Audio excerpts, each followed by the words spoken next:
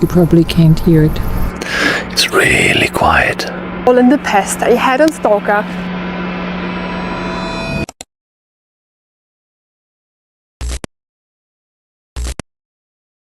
Echoes call from hollow halls, a voice that creeps and softly crawls.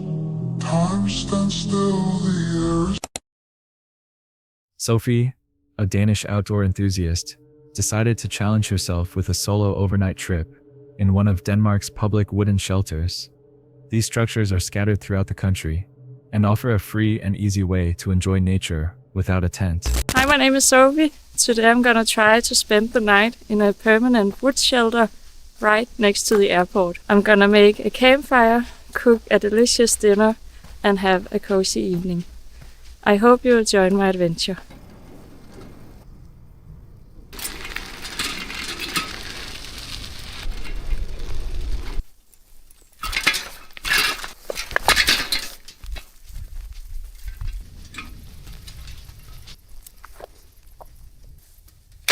Today my plan is to stay here in this wood shelter. We have quite a lot of these permanent wood shelters all around Denmark, and they have become very popular to camp in because you don't need to bring a tent, you just need to bring a sleeping pad and a sleeping bag, and then you have this lovely campsite where you can spend the night. Now I'm just gonna go out and look for some firewood.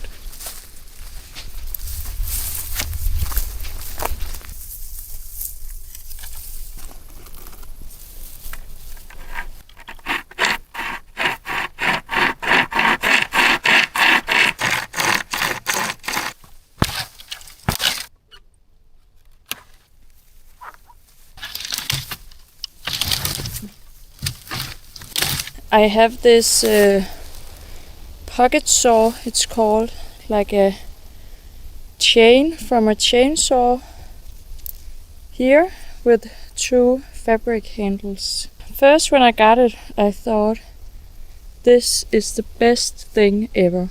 I loved it. But I think it's not that good anymore. Maybe it's just because that the blades are not as sharp as when I just got it. But I feel it keeps on getting stuck when I try to saw. Although she originally booked a different shelter, that one was already occupied, so she rode on and arrived at this second shelter, which was technically reserved by someone else.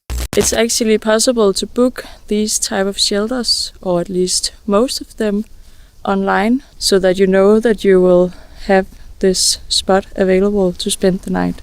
I booked a shelter for tonight, a different one located like 1 kilometer from here, but when I got there, there was a family there cooking dinner over the fire, so I just kept on biking because I knew that there was another one over here, and I could see that this one was actually booked, but yeah, as you can see, no one is here. So now I'm just hoping that I will have it to myself. But of course, if someone comes here and they have booked it for the night, I will pack up and leave. It actually says on the website that you have until 8 in the evening to show up, and otherwise it's just free to take for everyone. And now the time is 7:30, so 30 minutes left of insecurity. And then hopefully I can stay here in peace. This campsite is actually very close to the airport, the main airport in Denmark. So there might be some noise in the background of this video. There is a plane coming above me like every 5 minutes. So it's not as idyllic as you could hope, but it's a different experience, and as long as I'm out here in nature, I think it's nice, even with the plane noise. Still, by 8 p.m., no one had shown up, and the site was officially hers for the night. As she set up camp, the proximity to Denmark's main airport became evident, Every few minutes, a plane roared overhead. It wasn't exactly a quiet escape into the wild, but it was still a comforting corner of nature close to the city. Her plan was to build a fire, cook a hot meal, and sleep outdoors completely alone for the first time, without a tent. Just the open-air shelter and a sleeping bag. Dinner was her own take on Danish-style campfire hot dogs.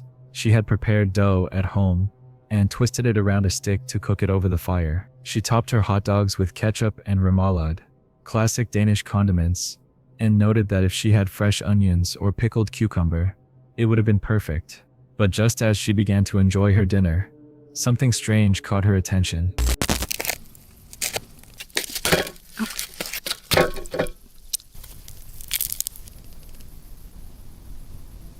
Hot dog number 2.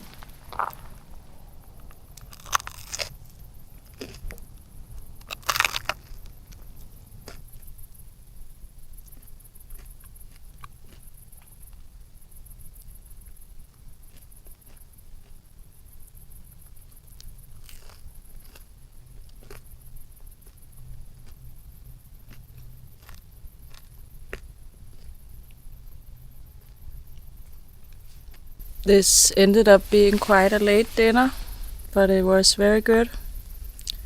2 hot dogs. Now I'm full.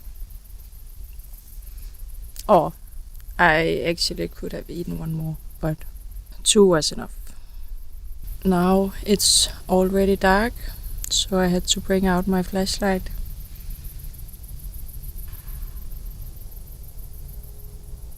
And now the forest is starting to make a lot of sounds. I don't know what it is. As soon as it gets dark, all sounds just becomes a little bit scary.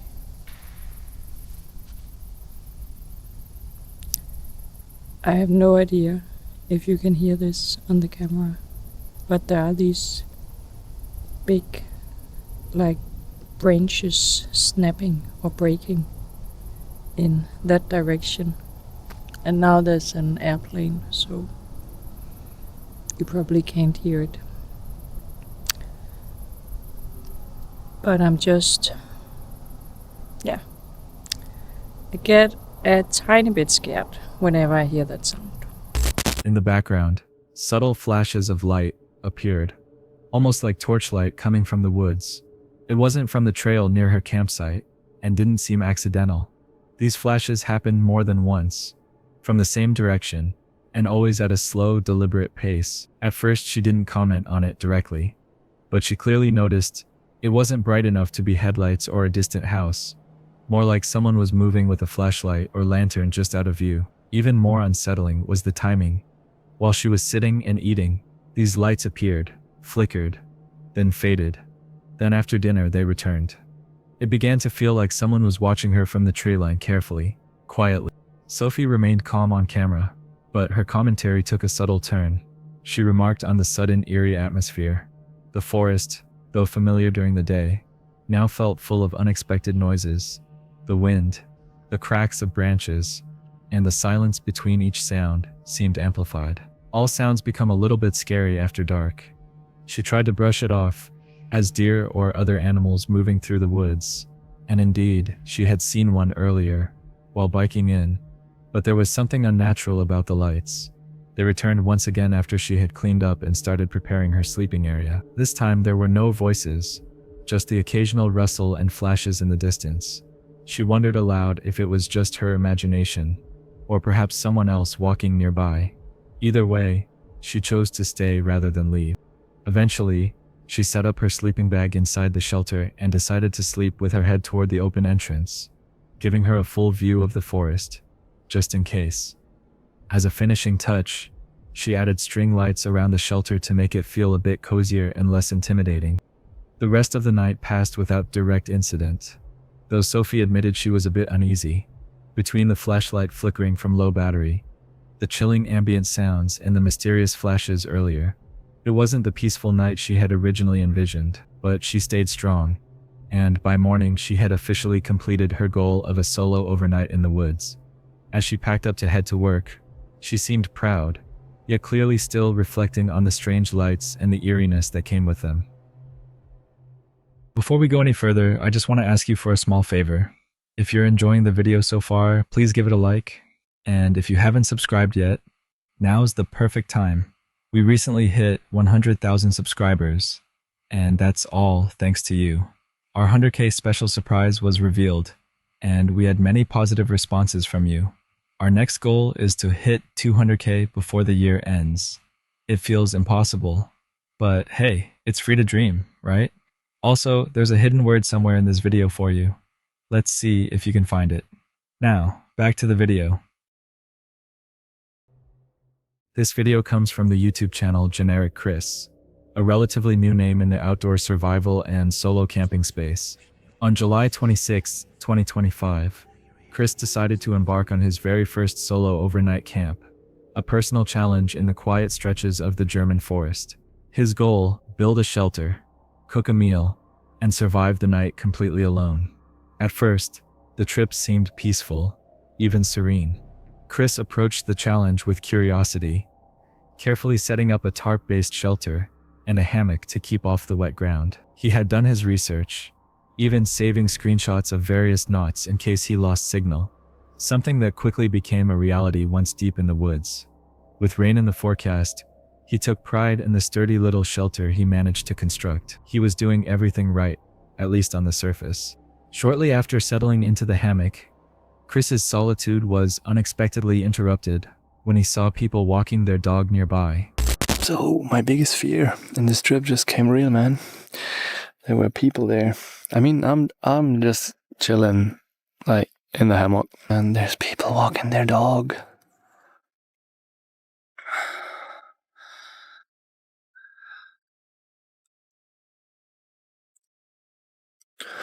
Yeah, gotta say, life in the woods, pretty chill. Alright, let's see if I can actually lie down here.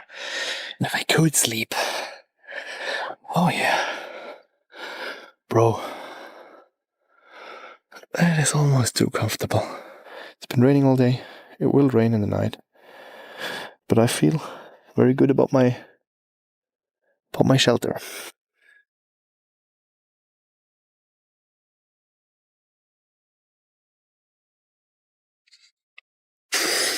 I don't know what I expected, but it's really quiet. You can just sit here. Just do nothing. That brief intrusion was enough to jolt him out of the sense of safety he'd been slowly building. He wasn't deep in the wilderness. After all, someone else could easily stumble across his setup. That realization was the first domino in what would become a long night of mounting paranoia. As the sun dropped lower, Chris grew increasingly aware of how exposed and alone he truly was.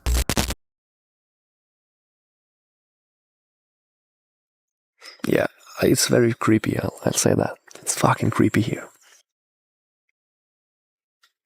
Yeah, I don't know if you have noticed, but I'm not an outdoors guy, so this is all pretty new to me. Never done this before. Mosquitoes are coming out, but yeah, I got the mosquito net, I guess, for that. Gonna use it if I have to. I'd rather sleep without the net, honestly, because this forest fucking creeps me out.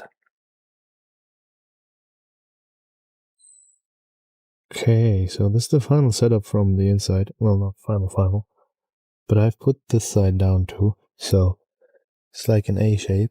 Just past 8, but it's already getting cold. I got this thing here, and in the car I got the sleeping bag, but I'd rather not go and get the sleeping bag, honestly. So then I gotta find my way to the car and back here. And as I said, not the most outdoors person. I don't know what I expected. Like, there's nothing much to do here. There, those were the noises. Just then. Oh man, there's like I'm in the middle of Germany, so there's like nothing here that could actually harm me except like wild boars. But Weird how that goes. I'm 32 years old, and still I'm afraid of like being in the forest when it gets dark. The forest, once still and quiet, seemed to come alive with strange rustlings and distant snaps of twigs. He rationalized them away. Probably animals, maybe birds, but the unease clung to him. At one point, he even admitted aloud that he's not much of an outdoorsman, and that being in the forest, after dark, was more unsettling than he had anticipated. Then things took a more disturbing turn. Mission to find my car, because I do need to get the sleeping bag. It will get so fucking cold if I don't, but I need to hurry, because the sun is already gone, so it will get quite dark really quick. Bro, I would have never found this in the dark, and I wanted to cook. But creepy thing. I just smelled someone. That sounds weird.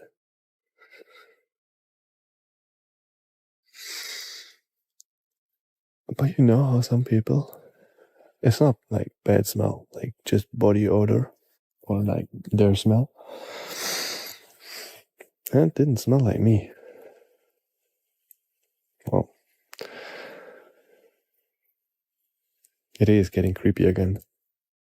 While preparing to retrieve his sleeping bag from his car, Chris suddenly picked up a human scent. Not strong or foul, but undeniably not his own.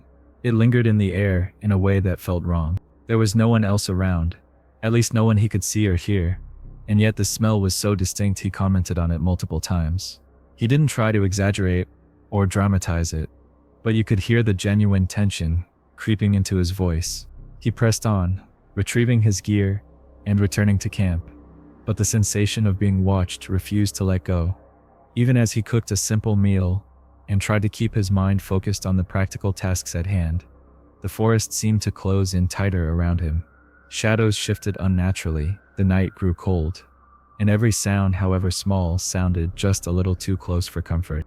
To make matters worse, his camp was easy to spot from afar. The glow of his tarp, swinging gently from the hammock, made it a visible marker in the dark woods. He joked about it, trying to lighten the mood, but the thought clearly unnerved him. It wasn't just that he was alone. It was that anyone nearby could see exactly where he was. Chris eventually forced himself to lie down for the night. Though sleep didn't come easily, the forest remained alive with movement, and the earlier smell of another person returned once more. Again, with no clear explanation. He never saw anyone, never heard footsteps, but that smell persisted, whoever or whatever was out there. It seemed they were keeping just enough distance to remain unseen. By morning, Chris emerged, physically unharmed, but emotionally drained. He admitted that without GPS, he likely wouldn't have found his way back to the car. The experience was far from the peaceful, nature-connecting adventure. Instead, it became a sobering reminder of the uncertainty that creeps in when you're alone in the woods. There were no loud bangs, no sprinting shadows, no growling cryptids or masked strangers. But somehow that made it worse. The fear came not from a single jump scare, but from the slow-burning realization that maybe, just maybe, someone else had been out there the entire time, watching quietly, staying just far enough back to remain unseen. For some, the woods offer peace and solitude. For others, like Chris that night, they offer something far more chilling. Which one are you? Vanessa Blanc, the creator behind Wild Woman Bushcraft, is widely known for her calm, grounded solo adventures in nature. Her channel has become a peaceful escape for many, showcasing everything from woodland cooking and shelter building to quiet evenings by the fire.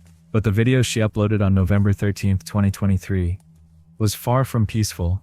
In fact, it documented one of the most unsettling experiences she's ever shared, and possibly one of the most frightening moments in her journey as a solo outdoor creator.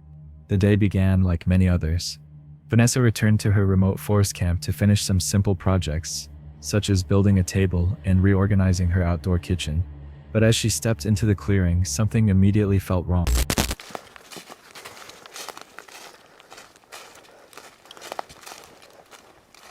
Kom, Michael.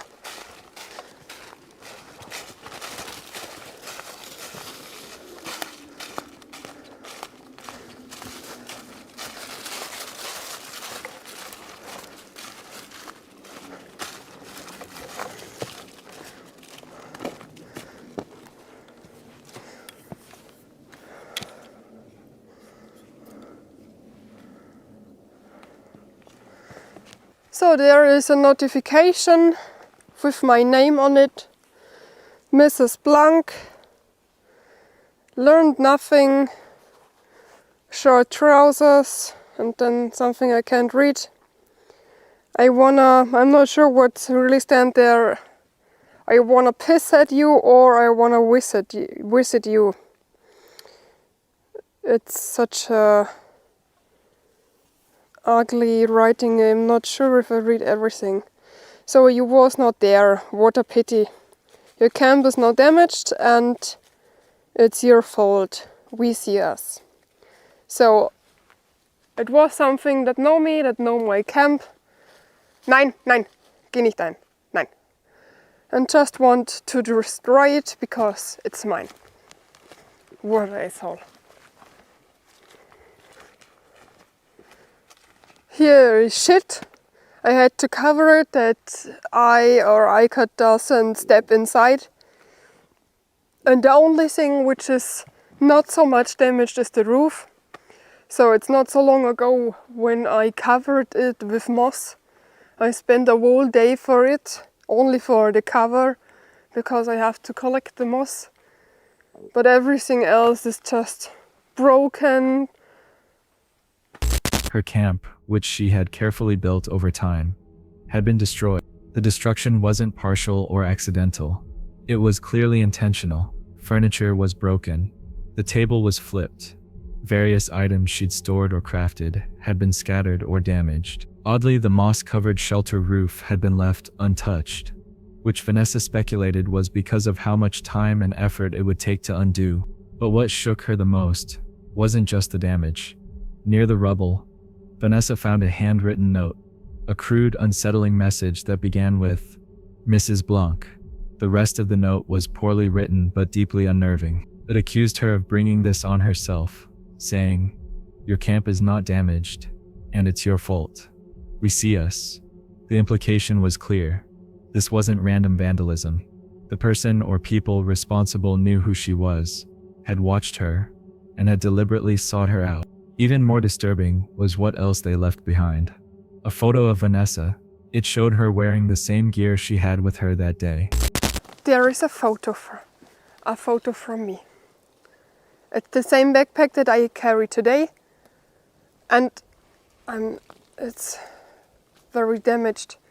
So I'm not sure if it's a wildlife track photo or not, because there is the date on it. But when it's not a wildlife camera photo, that means that this person was in my closer area and take a photo from me, walked behind me, wants to check where I am, what I do.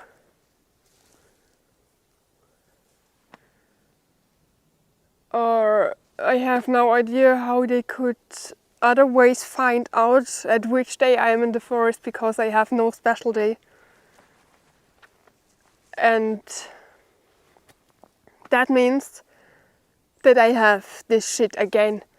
I had it all in the past. I had a stalker that write me letters at my private address, which is something that nobody knows, which knows who I am, which knows the places where I was bushcrafting, and take photos of them and send it to me. Look, I found your new camp.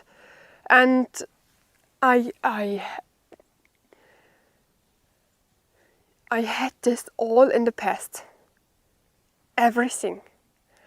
And I fought against it in the past. And I don't want to have this shit now again. To just be scared everywhere and look behind you if there is someone following, or always be with the hand close to the weapon, because you always mean that there is something around somebody. I don't want this shit anymore. The photo could have been pulled from an old video, but the possibility that it had been taken recently, maybe even nearby, sent a chill through her. She had no idea how close someone may have been watching, or for how long. This wasn't Vanessa's first time dealing with harassment. She mentioned in the video that she'd previously had a stalker, someone who found her home address and mailed her photos of her camp with cryptic notes like, "I found your new spot." That person had unnerved her enough that she relocated and took precautions. But this new incident stirred up all those memories again, making her feel vulnerable in the very place she had come to feel most at peace. Even her dog, AIA, seemed on edge, constantly alert and watching the surrounding trees. Vanessa scanned for signs of poison or traps, fearful that the intruder might have tried to harm her dog too. Still, Vanessa handled the situation with remarkable composure. She spoke candidly about her fear and her frustration. She debated whether to rebuild the camp or abandon it altogether. Though she carried protection, including a firearm, she admitted that the worst part wasn't the physical danger. It was the psychological violation. Someone had watched her, targeted her, and deliberately invaded the one space she had built for safety and solitude. As the video drew to a close, Vanessa made the difficult choice to leave the camp, possibly for good. What this encounter ultimately shows is that sometimes the scariest thing in the wilderness isn't the isolation or the wild animals. It's the people you don't see. Like always, I'll let you draw your own conclusions from this encounter as well. Uploaded just about 2 weeks ago on YouTube, this video was shared by Timber Adventures, a YouTube channel focused on exploring remote wilderness areas and reflecting on outdoor experiences. With a calm voice and a passion for hiking, Timber has captured everything from breathtaking forest views to mysterious, often unexplainable findings. But this time, what he stumbled across was unlike anything he'd seen before. Timber narrates his recent hiking trip along a well-used portion of the Quanah Trail in Pennsylvania. According to him, it was supposed to be just another peaceful outing, filled with usual quiet beauty of nature. But during his hike, something unusual caught his eye just off the trail. Definitely is abandoned. That's really weird. That's real weird.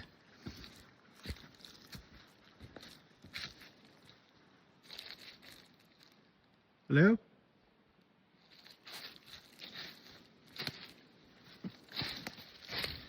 Never know what you can find.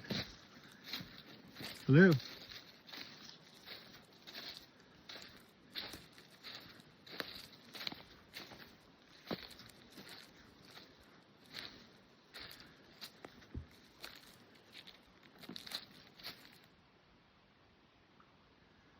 That is strange.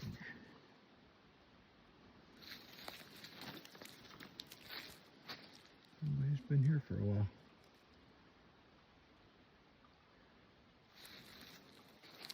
He just left the camp stove and everything.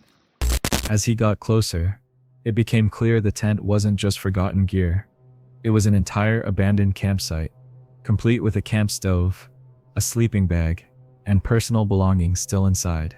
Even more eerie, the sleeping bag looked lumpy, as if someone had just crawled out of it, or was still in it. Thankfully, after closer inspection and follow-up with the local forestry office, it was confirmed that there was nothing sinister about the contents of the bag, though that reassurance came much later. Throughout the video, Timber's voice reflects both curiosity and concern. He calls out gently, "Hello?" as he approaches the scene, fully aware of how unpredictable encounters in the woods can be. Despite the campsite appearing empty, the sense of unease grows steadily. Why would someone walk away and leave behind gear that clearly wasn't trash? This wasn't a pile of cheap equipment. It looked like someone had been camping recently and had simply vanished. Rather than disturbing anything, Timber wisely chose to document the site, take photos, and share the location with park officials after completing his hike. When he visited the park office, he expected they'd already know about it, but to his surprise, no one had reported the abandoned tent. In fact, park rangers and DCNR officials were completely unaware. That discovery only deepened the mystery. How could something so large and so complete go unnoticed on such a busy trail? The ranger team eventually documented the site, gathering photos, GPS data, and video evidence from Timber. Whether it was a hiker who got lost, someone in distress, or simply a camper who had to leave in a hurry and never returned for their gear, we'll likely never know. In this adventure from Franco TV, the YouTuber returns to a place viewers of his channel may recognize. a secluded area in Chile known ominously as the Forest of Witches. It's a location he's investigated before, but this time he's going in alone. The footage begins just after nightfall on what appears to be the edge of a less traveled part of town. Not long after entering, he spots a small hidden graveyard tucked away among the trees. Nearby, he hears coughing. Something that looks familiar.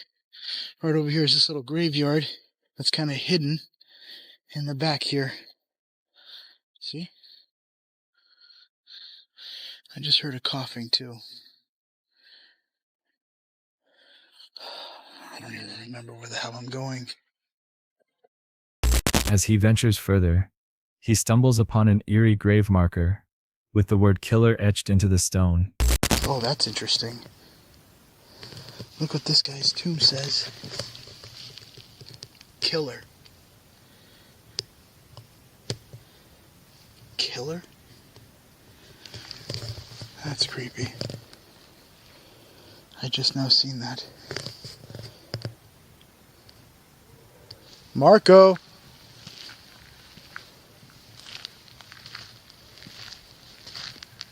This is the first time I made it this deep on my own. And why is there a tomb that says killer?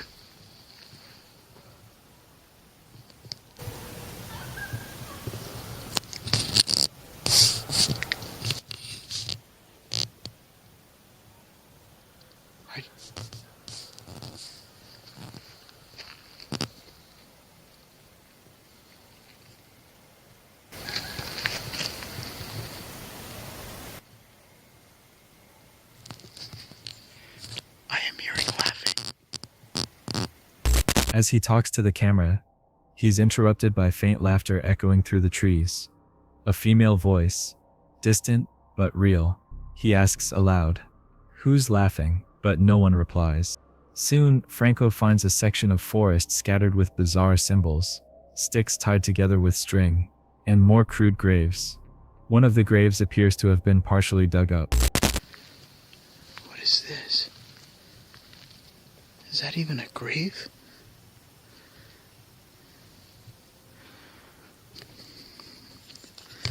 Look at this. I don't even think that's a grave. It's just like sticks wrapped up with a string on top.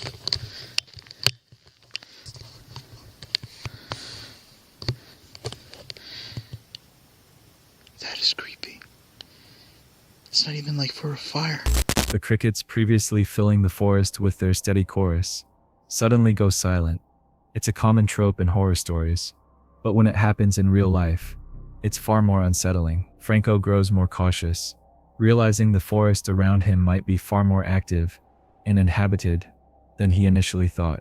Later, he stumbles upon what appears to be a small sanctuary or ritual site. Melted red candles line a makeshift altar.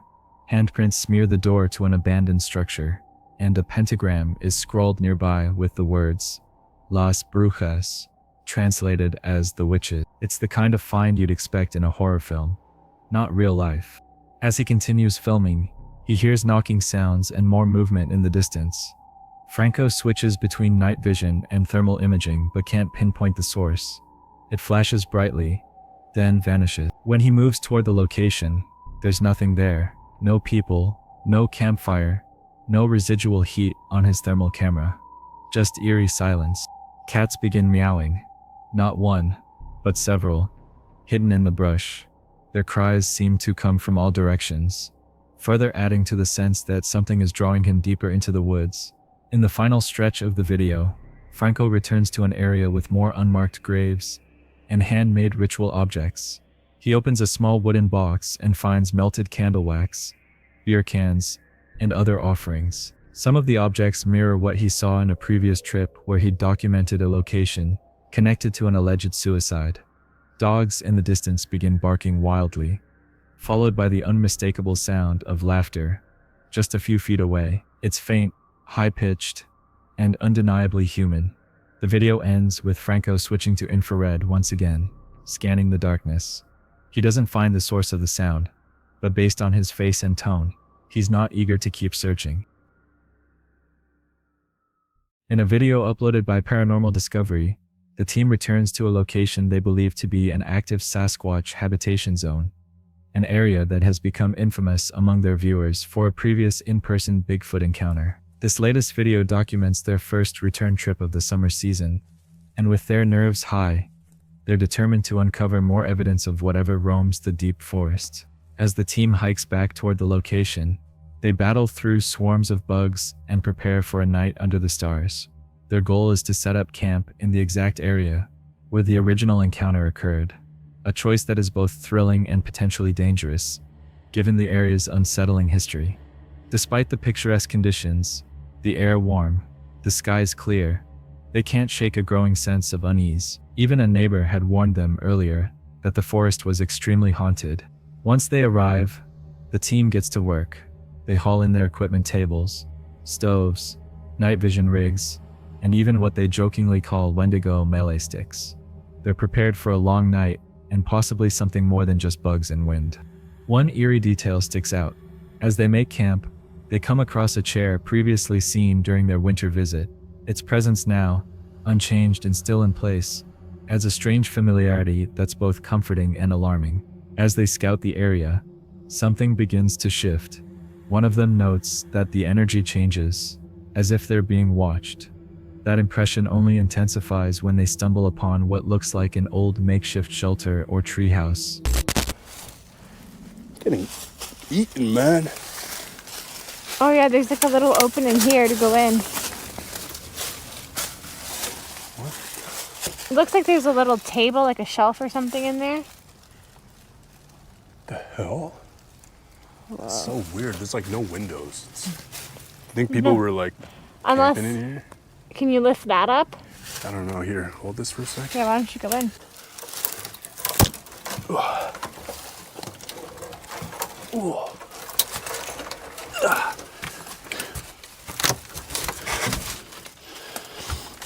Yo, this is kind of cool. What's it like in there? You can just kind of see out the top. Oh. It's like a bungee cord. What the hell, man? This wouldn't even have been a hunting cabin. So can that sideboard lift up to your right? This one? Yeah. Oh yeah. Oh, geez, yeah. So I think this is, It's kind of eerie though, Ohms. Like, think of it. That's kind of eerie having this right near where we're about to set up camp for the night. oh my God. Look, the bungee cord's for, Oh, to hold that up. yeah. Hold that for a sec. Did you hear what I said? You want, whoa, Oh. what the f? Oh my God, it just broke. The hook to the bungee cord just broke. Oh, yikes. Okay. What'd you say though? I said, isn't it kind of eerie that we have this like watch out tower right next to where we're setting up camp for the night? Yeah. It is weird. There's a weird energy going on right now. I don't know what, but yeah, something's weird. We gotta set up our tarp before it gets dark and get this cooking stuff going. Then we're gonna get into all the rest that comes. Oh. You good? What? Are you good? Yeah.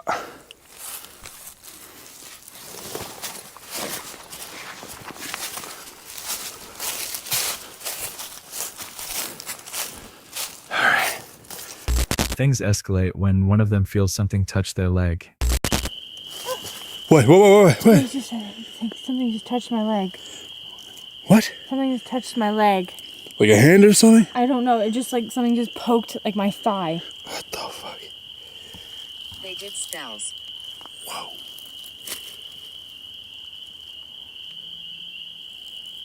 Yeah, this is feeling really intense right now, but why? We're not at peace. That's why it's feeling intense. The spirits here aren't at peace. What spirits though? Like, The guys. you think it's them? And probably lots of other spirits who are like migrated or that are like related to the grounds, you know? True. Like just the land in general. Alright, let's keep going. At first, it seems like a brush from a branch or stray weed, but the sensation is more specific, like the deliberate poke of a hand or finger. The surrounding silence is broken by distant noises, unfamiliar sounds that don't quite belong. Something rustles. A low thud echoes, then another. The paranoia rises fast. They call out into the woods, but no one responds. Still determined, they cautiously explore further into the habitation zone. The trees loom overhead, and their flashlights slice through the dark like nervous fingers pointing into the unknown. More signs of human or non-human presence appear. By the end of the night, they still haven't found definitive evidence of a Sasquatch, but the encounter leaves them rattled. The strange shelter, the creeping sensation of being watched, the unexplained noises, and the physical contact, whether from something unseen or merely paranoia, all combine to make it one of their most intense excursions yet. Even seasoned adventurers can't help but feel humbled by the unknown. The video closes with the group reflecting on what they've just experienced. It's not just a camping trip anymore. It's a journey into the heart of something they can't explain. Whether it's a cryptid, a spirit, or something stranger altogether, one thing is clear: the forest holds secrets, and this team is getting closer to finding them. With this last encounter comes the end of another episode. If you haven't already, let me remind you again to like and subscribe. Also, leave a comment about what you liked and didn't like about this video. We almost upload daily videos, so you better have subscribed. 'Cause trust me, you don't want to miss out. If you want to watch more disturbing videos, in about 3 seconds, they will be on your screen. I'll see you there. And with that, I'm out.